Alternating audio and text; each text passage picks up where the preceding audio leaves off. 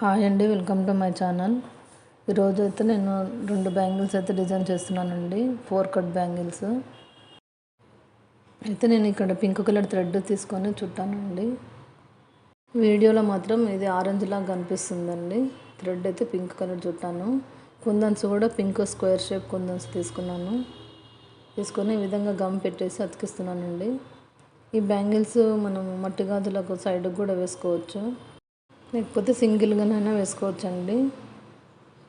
చాలా అంటే చాలా బాగుంటాయి బ్యాంగిల్స్ అయితే.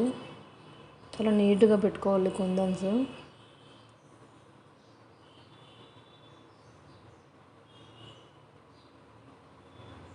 నేను చూపించినట్టు పెట్టుకోవాలండి. సైడ్కు పోకుండా నీట్గా పెట్టుకోవాలి. అలా పెట్టుకుంటేనే నీట్గా ఫినిషింగ్ అనేది బాగుంటుంది.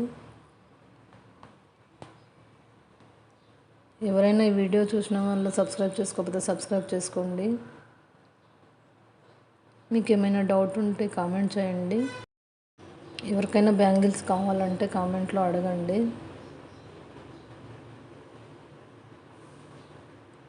నేనైతే డైలీ వీడియోస్ పెడతానండి. బ్యాంగిల్స్ పైన క్లిప్స్వి, రబ్బర్ బ్యాండ్స్వి అవన్నీ పెడుతున్నాను, చూడండి.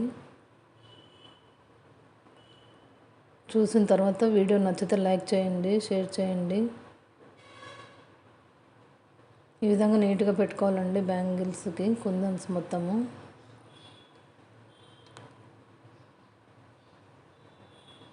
నేను ఇక్కడ స్క్వేర్ షేప్ కుందన్స్ తీసుకున్నాను కదా, స్క్వేర్ షేప్ కాకుండా ఇంకా వేరే కుందన్స్ కూడా సేమ్ ఇలాగే అతికించుకోవచ్చండి. నేను బ్యాంగిల్స్ నాకు ఆర్డర్ వచ్చిన వాళ్ళు ఈ డిజైన్ అడిగారు, అందుకని ఇవే చేస్తున్నాను.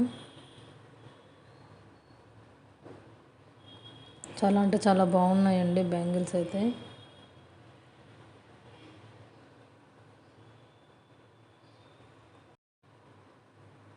చూడండి, మొత్తం బ్యాంగిల్ మొత్తం ఈ విధంగా పెట్టుకోవాలి. నిదానంగా పెట్టుకోవాలండి, లేకపోతే అవి అటు ఇటు పోతుంటాయి.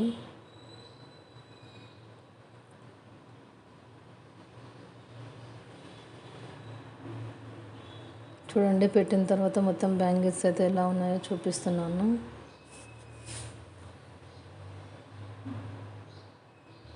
ఒక బ్యాంగిల్ అయితే నేను ముందే చేసి పెట్టానండి. చూడండి 2 బ్యాంగిల్స్ ఎలా ఉన్నాయో.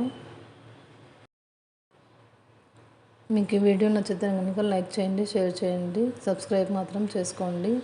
బ్యాంగిల్ పెట్టేది మొత్తం కంప్లీట్ అయినాక ఈ విధంగా ఒకసారి చూసుకోవాలండి. కుందన్స్ని కొంచెం ప్రెస్ చేసి పెట్టుకోవాలి. బాగున్నాయి కదండి. Thank you.